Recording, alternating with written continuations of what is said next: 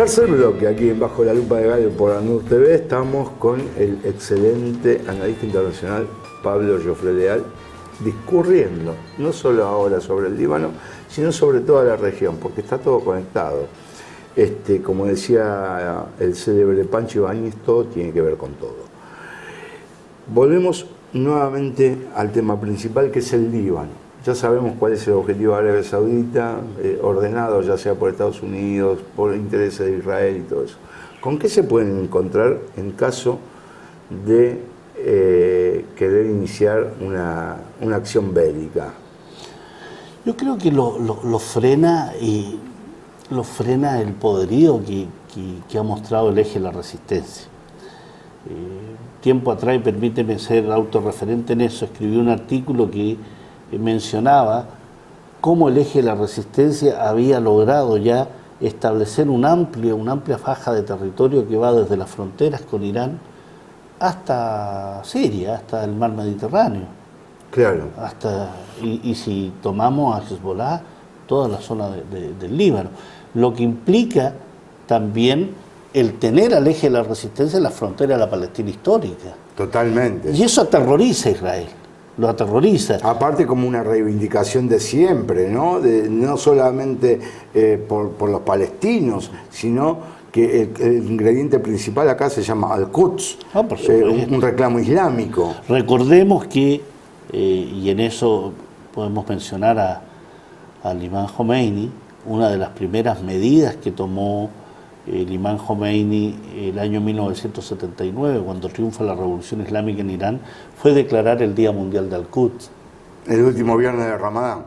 Y eso implica el compromiso, no de los musulmanes. No solo, claro, con relación a la ciudad santa, sino el compromiso también con el pueblo palestino. La causa palestina es el eje principal del eje de la resistencia. Cuando uno escucha a Nasrallah, cuando escucha a Ali Khamenei, cuando escucha a los líderes del eje de la resistencia, siempre hay una consideración respecto a Palestina. Bashar al-Assad también. Y antes de él, Hafez al-Assad. Porque no han querido y no han aceptado esa imposición de Pax Americana que le habían impuesto a Jordania y a Egipto, por ejemplo, con Israel. Siria, hasta que no se solucione la cuestión de la ocupación, tanto en Palestina, en Líbano, como en Siria, no iba a firmar ningún tratado de paz. Por eso siguió luchando diplomáticamente. Y al respecto de Siria, es consecuencia lo que está sucediendo en el Líbano hoy del fracaso de esa coalición invasora en Siria. O sea, primero una coalición y con muchos matices. Una coalición que actúa bajo la doctrina del leading from behind, ¿no? El actuar desde atrás. Exactamente. Tercerizar el conflicto. Estos son los movimientos terroristas, Daesh, Frente al-Nusra en ese momento, Ahrar al-Sham, Ahrar al-Sham. Se calcula, si las cifras no me engañan, más de 600 bandas y movimientos. Unas más pequeñas que otras más grandes, las principales son las que hemos mencionado, pero indudablemente el tener esos 100.000 elementos terroristas extranjeros nada más, de inmediato te saca del centro de que en Siria se vivía una guerra civil. Claro. Te saca del eje. ¿Qué guerra civil puede haber cuando tienes 100.000 elementos extranjeros? ¿Qué guerra civil puede haber en Libia cuando desde Benghazi se inician las hostilidades desde fuera contra Muammar Gaddafi? Totalmente. Es decir, estamos hablando más allá de yo no coincidir con Muammar Gaddafi. No, por supuesto. Porque uno puede no coincidir con Gaddafi y pensar que sus últimos años fueron de estrecha cercanía con Occidente. Y con el imperialismo, al punto de nombrar a Tony Blair consejero económico del país. Cuando uno ve las últimas fotografías de Gaddafi, lo ve con José María Aznar, con Tony Blair, ve con Zapatero, con Berlusconi, con Sarkozy. Y recordemos, lo interesante del programa que permite entrar con todo esto, es clarísimo, bajo la lupa es así, es clarísimo que bajo los últimos años de Gaddafi hubo un compromiso con Occidente. Entregamos un par de agentes libios, por más que no hayan sido los autores de Lockerbie, pero lo entregamos, ahí está. eliminemos las sanciones. Se eliminan las sanciones y empieza la irrupción de las empresas petroleras italianas, francesas. ¿Cuál es la diferencia entonces con la República Islámica de Irán, que firma un tratado nuclear o sobre la cuestión nuclear con el G5+1, con el grupo, con el Consejo de Seguridad de las Naciones Unidas más Alemania, que tiene como cláusulas el quitar las sanciones sobre la República Islámica y la República Islámica no generar enriquecimiento de uranio, uso de centrífuga, exactamente, que lo está cumpliendo. Absolutamente, así reconocido por todos los países menos Estados Unidos. Exactamente. Reconocido por la Agencia Internacional de Energía Atómica. ¿Será porque no pueden ingresar al mercado petrolero de Irán? ¿Será porque el petróleo iraní está nacionalizado al estilo como lo nacionalizó Mossadegh en los años 50? Porque no hay negocio. No, como no hay negocio, entonces Libia es un negocio. Libia, bajo la doctrina del actuar desde atrás, pero también desde la doctrina de este viejo sionista Paul Wolfowitz, del caos premeditado, lo que se hace es, vamos a destruir Libia a como dé lugar. Y después vamos a reconstruir. Pero vamos a reconstruir con nuestras empresas petroleras, con nuestras empresas de infraestructura. ¿Y qué es lo que hay en este momento en Libia? Es un Estado fallido, fragmentado en las tres zonas clásicas de Libia, Faisal, la Tripolitana, el Cirenaica, donde actúan gobiernos distintos bajo la influencia de Occidente. Sí. O sea, si algo bueno tenía Gaddafi era que tenía todas las tribus controladas. Por supuesto. Entonces, ¿cuándo se dio cuenta Occidente que Gaddafi era un dictador? Los últimos 5 años.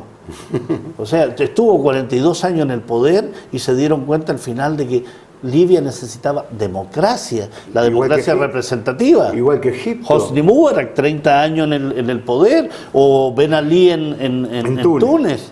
O sea, igualmente eso fue que todo cambie para que nada cambie. Por supuesto. Porque en Egipto ganó Mohamed el Mursi y lo cambiaron al año. Y lo cambiaron al año e instalan a un golpista. Exactamente. Que fue además comandante en jefe de Hosni Mubarak. Es la misma línea que Mubarak, es lo mismo, por eso. Entonces, hay ahí entonces también la necesidad de esclarecer que esa tal primavera árabe nunca fue una primavera árabe. Occidente se caracteriza por la revolución de los tulipanes, la naranja, los colores. La revolución verde fallida en Irán. La revolución verde. Entonces le das una connotación que no tiene. Y ahí es donde uno tiene que empezar a usar conceptos que no son de uso común, pero que es necesario relevarlo. El despertar islámico. Sí. El despertar islámico. Es una iniciativa de la República Islámica. Exacto.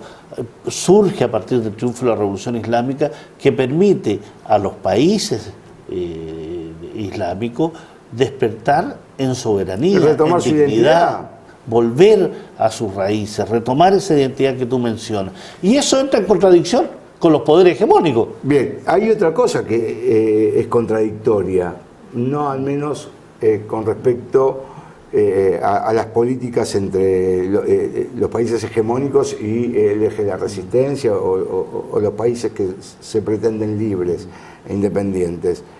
Es la mentira, la falacia de la lucha contra el terrorismo. Entonces, hay que dejar en claro acá que tanto la República Islámica de Irán como el Hezbollah, como el ejército sirio, como la aviación rusa, fueron los verdaderos combatientes contra el terrorismo. Y no fue Estados Unidos, Europa y otros más que declamaban que ellos eran los adalides de la lucha contra el terrorismo. Yo lo denomino sino que fueron los que alentaron. Yo lo denomino que esa coalición internacional liderada por Estados Unidos fue una coalición del fiasco, ¿no? Claro. Pero un fiasco premeditado. Totalmente. Siempre. Ellos jamás bombardearon ni una sola base de misiles. Siempre bombardearon y los daños colaterales o lo que querían pretender al ejército sirio. Sí, después pido perdón, ¿no? Las pruebas indican que aquel... ¿A dónde iban dirigidos los 49 misiles que tiraron sobre la base siria? Y cuando fue el supuesto bombardeo químico... Sí, que es una gran mentira. Fue un bombardeo de la coalición sobre los mismos elementos que manejaba Daesh. Exactamente. Los cascos blancos, una creación occidental. Se ganó un Oscar. Se ganó un Oscar. El Observatorio Sirio de Derechos Humanos con sede en Coventry, en Inglaterra. Eran dos verduleros. La mentira de Occidente respecto a las guerras de agresiones. La cobertura de Arabia, de Al Jazeera, que Al Jazeera después cae víctima de un complot saudí contra Qatar. Entonces, cuando Occidente... Pelea de cabaretes esa. Cuando Occidente no quiere sacar de circulación a Ale, y ahí volvemos, por eso la importancia de los vínculos, ahí volvemos a Hariri. Cuando Occidente y sus socios, en este caso Arabia Saudí, quieren sacar de circulación a alguien o quieren utilizarlo en función de sus intereses, no tienen vergüenza ni empacho sacrificarlo. Bien, ¿A qué se está sacrificando a Hariri? En función de Hezbollah, de presentarlo como el demonio, el cuco, el terror, y al mismo tiempo Irán. Bueno, ahí lo que yo voy a ser autorreferencial también. Escribí un pequeño artículo diciendo que Hariri denuncia estar amenazado de muerte por Hezbollah y por la República Islámica de Irán. Mirá si Hezbollah no hubiese tenido tiempo de matarlo cuántas veces se hubiese querido, ¿no? Pero en realidad, que Hariri lo sabe, es que su vida corre peligro por los mismos que lo obligaron a renunciar. Porque va a ser la excusa perfecta. Yo le puse de título Esperando la carroza, ¿no? Porque la verdad, este hombre está esperando la carroza fúnebre. ¿Y a quién va a responsabilizar Occidente? The Washington Post, The New York Times, Le Monde, el diario El País. Va a responsabilidad a Irán y a Hezbollah.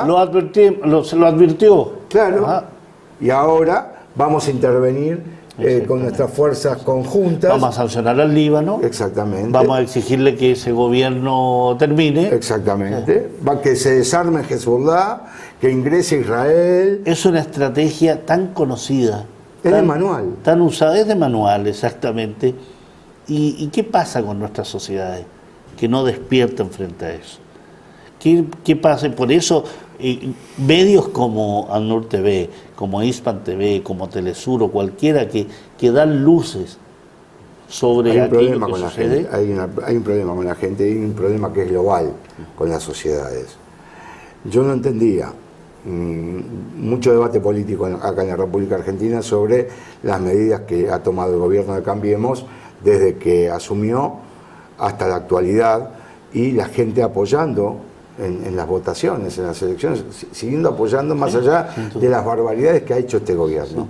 Y uno no entiende por qué, porque uno les presenta los hechos de una manera muy clara y evidente. Hasta que me llegó un artículo sobre la utilización de la neurociencia en la cuestión de las campañas políticas, cómo ganar una elección. Entonces, han encontrado la manera de penetrar directamente en una parte del cerebro que se dedica simplemente a la cuestión de la supervivencia. No admite datos, no admite hechos, no admite nada. No admite realidades. Exactamente. Lo único que admite es la reacción ante el peligro propio, vamos a decir, superviviente. Entonces, le repiten y le machacan, eran todos ladrones, eran todos corruptos, eran todos... Y les queda grabado como piedra, porque... Eso tiene que cambiar. Exactamente. Nos llamamos Cambiemos. Exactamente. Ahí está la estrategia. Ahí está la estrategia. Y en el mundo pasa lo mismo. Están utilizando la misma técnica. Y ya sabemos que existen instituciones como el Instituto Tavistock y tantos otros en el mundo que diseñan políticas para este tipo de sociedades. Ahora nos vamos y volvemos en el cuarto bloque y ya cerramos este programa, que ojalá no se termine, pero se tiene que terminar. ¿Qué vamos a hacer? Estamos con Pablo Llofredeal aquí en Bajo la Lupa Legal por Al-Nur TV. Me parece que es un expediente interesantísimo, que abre mucho los ojos y que, bueno, nada, lo hacemos con mucho amor y con mucho espíritu revolucionario. Ya volvemos en Al-Nur TV.